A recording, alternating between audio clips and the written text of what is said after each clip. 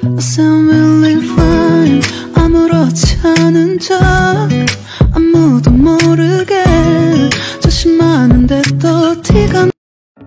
Setelah Clarista mendengarkan pernyataan Akmal yang mengatakan Kenzo adalah teman sepermainannya dulu, spontan semua reka adegan di waktu kecil dulu menjadi sebuah film di dalam benak Clarista. Ada rasa senang dan kagum. Akhirnya ia bisa bertemu dengan sahabat kecilnya dulu. Dan lebih mengejutkannya lagi, Kenzo yang dulu adalah sahabatnya Clarista, dan kini setelah mereka tumbuh dewasa, mereka menjadi sepasang kekasih. Hicks, kenapa abang gak bilang dari awal sama Clarista kalau Kenzo adalah sahabat Clarista waktu kecil? Kenapa abang tutupi semua dari Clarista? Tanyanya yang nangis sesegukan. Aduh deh, jangan nangis. Ya karena abang pikir kamu sudah tahu. Lihat keakraban kalian berdua, makanya abang gak pernah bicarakan masalah ini sama kamu, Clarista. Jawab Akmal yang memeluk hangat Clarista sekaligus merasa sangat bersalah. Bagaimana Clarista? Kamu mau kami jodohkan atau kamu akan mengenalkan ke kami siapa pacar kamu itu? Tanya sang papa yang ingin memastikan jawaban yang pasti dari putri kesayangannya itu. Papa nyebelin, Clarista lagi galau kayak gini, papa malah bahas jodoh. Bukannya nenangin anaknya yang lagi galau. Clarista gak mau dijodohin, titik. Setelah itu berlari menuju kamarnya dan menangis sejadi-sejadinya. Tuh kan papa, kenapa malah bahas jodoh sih? Lagian siapa yang setuju sama perjodohan? Dari awal kan mama sudah bilang, gak ada yang namanya perjodohan. Ujar sang mama yang meninggalkan sang papa yang tengah bingung. Akmal, kamu di pihak papa kan? Tanya sang papa yang meminta pembelaan dari anak keduanya itu. Enggak lah pak. Kalau Akmal berpihak sama papa, maka Akmal segera menemui ajal Akmal. Lebih baik papa minta maaf sama mama dan Clarista. Sudah ya pak, Akmal lagi banyak kerjaan. Selamat bersenang-senang. Ledek Akmal yang terkekeh geli melihat ekspresi sang papa yang tengah kebingungan. Gue bingung sekarang. Gue gak tahu harus memilih yang mana. Di satu sisi gue bahagia banget akhirnya ketemu sama sahabat kecil gue, yaitu Kenzo. Di sisi lain nyokap dan bokap gue mengejodohin gue. Entah sama siapa, gue bakal milih perasaan gue atau keputusan nyokap dan bokap. Gumam Clarista seraya memikirkan siapa yang akan ia pilih nantinya. Setelah itu Clarista pun melanjutkan tidurnya, karena besok ia harus bekerja dan harus menghadapi sikap Kenzo yang sedang tidak bertegur sapa dengannya. Keesokan hari Clarista berpikir untuk hari ini tidak berangkat bekerja, karena ia terlalu lelah untuk menghadapi sikap Kenzo yang semakin hari semakin cuek terhadapnya. Padahal ia ingin sekali berlari dan masuk ke dalam pelukan Kenzo. Namun apalah dayanya, Kenzo telah berubah. Kalau kayak gini gue mana bisa fokus kerja. Apa gue gak masuk aja ya hari ini? Gumamnya di hatinya. Tok, tok. Clarista, kamu gak berangkat kerja hari ini? Tanya mama di depan pintu kamar Clarista. Enggak ma, Clarista capek mau cuti dulu. Jawab Clarista setelah membuka pintu kamarnya. Lalu ia mempersilahkan sang mama untuk masuk ke dalam kamarnya.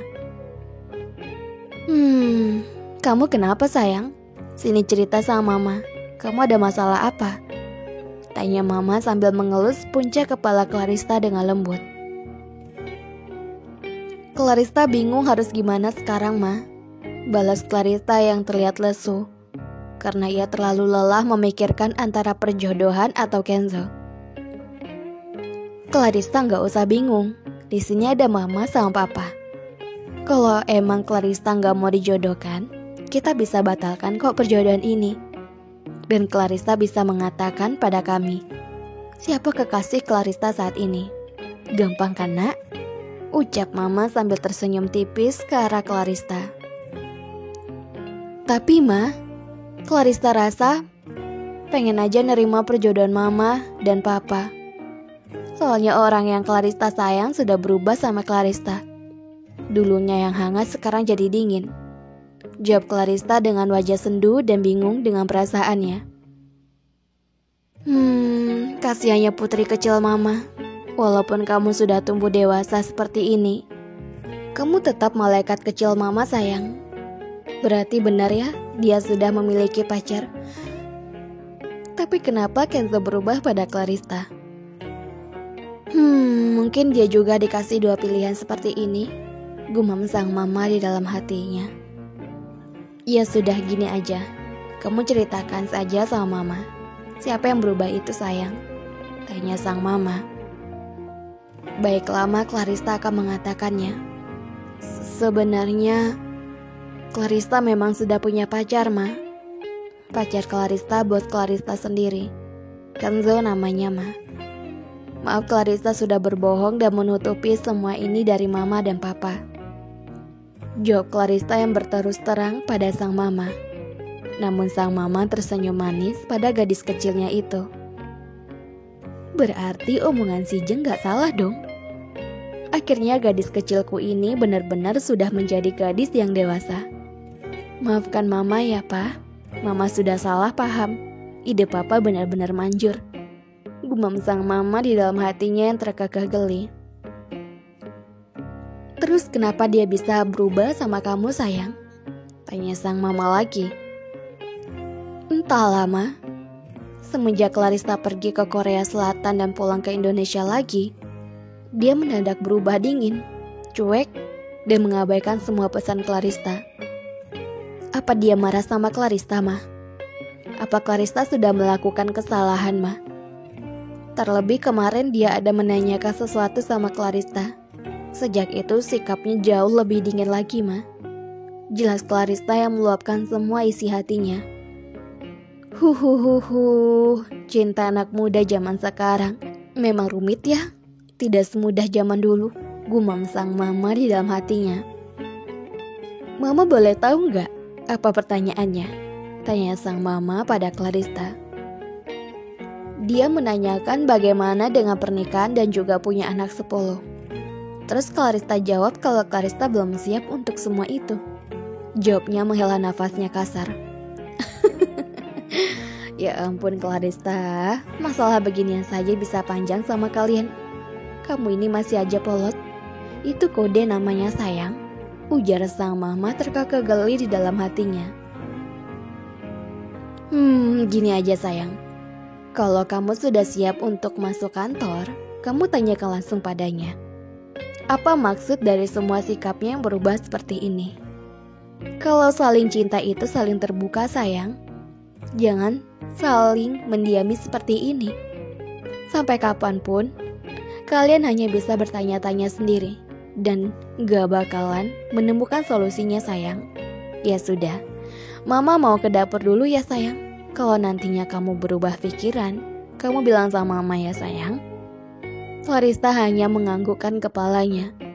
Lalu setelah itu, mamanya pergi meninggalkan Clarista sendirian, yang masih terpaku menatap kepergian sang mama. Di sisi lain, Kenzo yang baru saja sampai di kantor, merasa kebingungan kenapa gadis kecil kesayangannya itu tidak ada di ruangannya. Biasanya sebelum Kenzo datang, Clarista sudah duduk manis sambil mengerjakan beberapa file. Namun tidak dengan kali ini. Kenzo sama sekali tak melihat tas ataupun barang-barang Clarista. Itulah ia bingungkan saat ini. Kemana dia? Tanya Kenzo sembari menatap meja kosong yang tak jauh berada darinya. Tasya, panggil Kenzo. Tak lama kemudian datanglah Tasya dengan raut wajah ketakutan melihat Kenzo yang sekarang sepertinya sangatlah kesal. Iya Pak, ucap Tasya dengan gugup. Kemana Clarista? Kenapa dia tak masuk ke kantor? Tanya Kenzo dengan nada beratnya. Maaf Pak, tadi pagi Bu Clarista telepon, katanya dia cuti sakit hari ini karena sedang tak enak badan Pak. Jawab Tasya. Lalu setelah itu Kenzo menyuruhnya segera pergi keluar dari ruangannya. Kenapa dia tidak memberitahuku kalau dia sakit? Tanya Kenzo di dalam hatinya. Namun setelah itu Kenzo pun memutuskan untuk menelpon Clarista untuk menanyakan kabarnya. Akan tetapi, sudah lebih dari 3 telepon dari Kenzo tak diangkat oleh Clarista. Apakah ia masih marah padaku? Tanya Kenzo di dalam hatinya.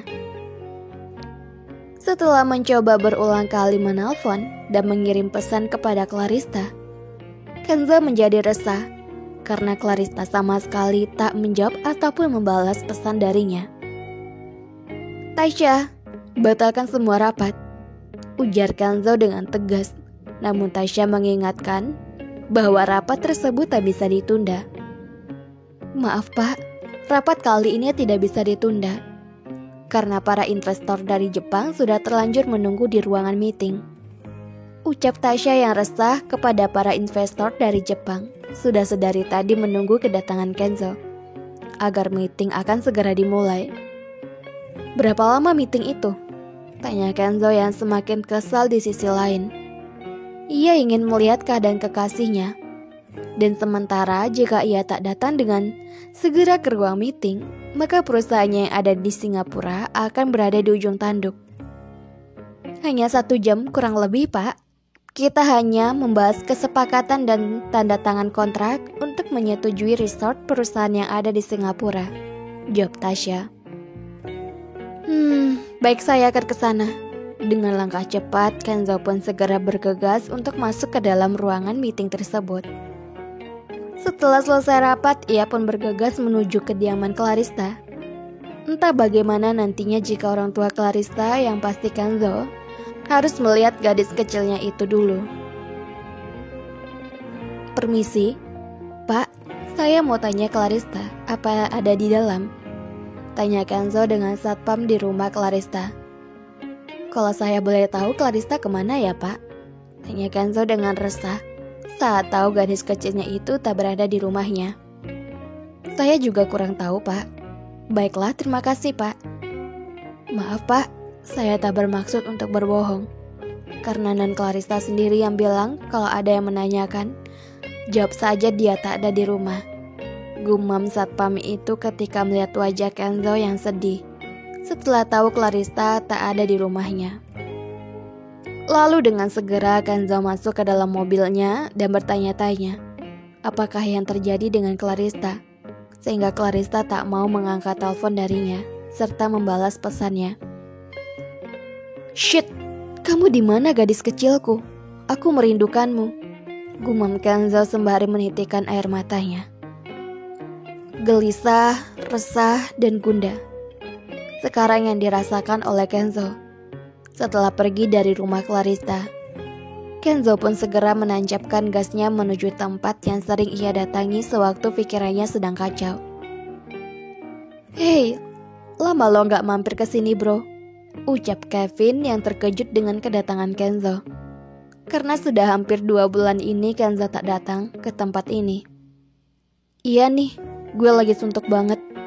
Gue mau cerita sama lo bro, tapi lo bisa kasih saran buat gue kan? Tanya Kenzo kepada Kevin.